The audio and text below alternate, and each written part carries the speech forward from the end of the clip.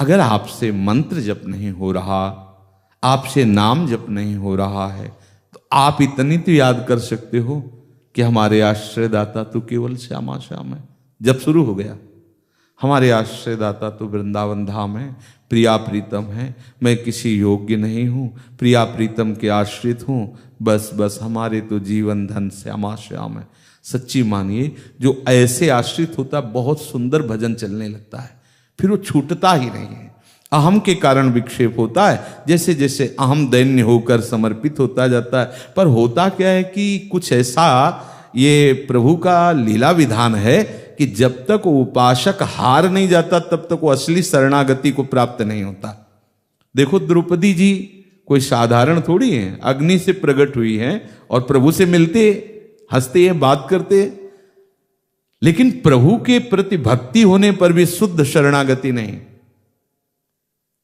क्योंकि महल से घसीट के लाई जा रही, एक वस्त्र धारण किए हुए है, दुखी हो रही, लेकिन अंदर से आश्रय महल में ही श्री कृष्ण का यदि हो जाता तो दुशासन की ताकत नहीं थी कि हाथ पकड़ सकता या बाल पकड़ के घसीट के लाता। आप इतना समझ लीजिए, स्पष्ट महाभारत में वर्णन है, उस समय उनकी आंतरिक वृत्ति अपने 5 पतियों के बल पर थी। गांडीव धनुषधारी अर्जुन, महाबलशाली भीम, और जिसके ऐसे धनुर्धारी और ऐसे बलवान और ऐसे धर्मज्ञ महात्मा पति हैं, उसका कौन बिगाड़ सकता है? वो सभा में ही बैठे। अगर वो भी जरा भी चूक करेंगे तो भीष्म और द्रोणाचार्य जैसे गुरुजन बैठे, श्री कृष्ण याद नहीं आए। जब देखा कि 5 पति ग्रीवा झुकाए हुए बैठे, कोई उत्तर ही नहीं दे रहे, भीष्म द्रोणादि ये तो कोई भी हमारे बचाव पक्ष में नहीं है, पूरी सभा शांत है, तब भी श्री कृष्ण को नहीं पुकारा, अपनी भुजाओं का प्रयोग करते रहे। ये दशा है हर उपासक की। भुजाओं का प्रयोग करके जब हार गई, 10,000 हाथियों का बल रखने वाला दुशासन बराबर वस्त्र को खींच रहा है, वो रोकना चाहती, जब देखा मेरी भुजाएं थकित हो गई तो दांत का प्रयोग कर। यही दशा है दांत का।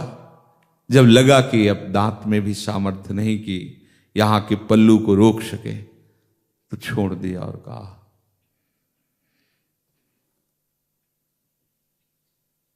हा द्वारिका, हा गोविंद।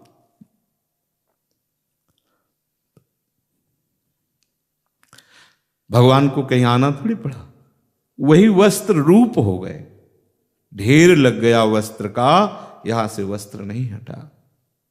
यह बात पहले भी हो सकती थी ना, इतनी दूर क्यों यात्रा की, इतनी कष्ट की यात्रा क्यों की, इतना क्यों परिहास सहा, इतना क्यों कटुवचन सहना पड़ा।